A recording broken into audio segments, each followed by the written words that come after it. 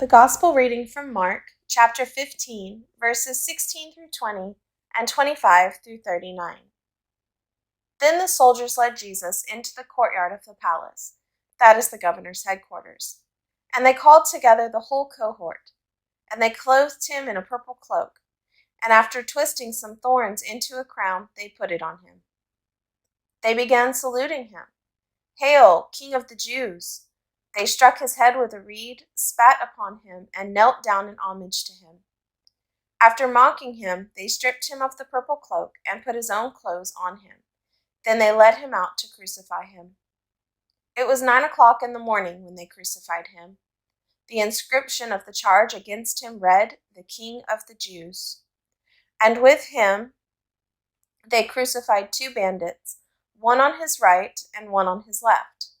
Those who passed by derided him, shaking their heads and saying, "Ah, you who would destroy the temple and build it in 3 days, save yourself and come down from the cross."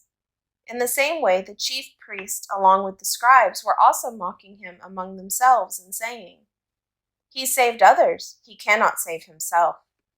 Let the Messiah, the King of Israel, come down from the cross now, so that we may see and believe."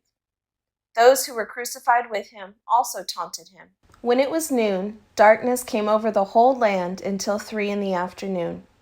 At 3 o'clock, Jesus cried out with a loud voice, "Eloi, Eloi, lama sabachthani," which means, my God, why have you forsaken me?"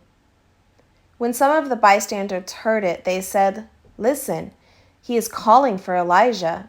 And someone ran, filled a sponge with sour wine, put it on a stick, and gave it to him to drink, saying, "Wait, let us see whether Elijah will come to take him down." Then Jesus gave a loud cry and breathed his last, and the curtain of the temple was torn in two from top to bottom.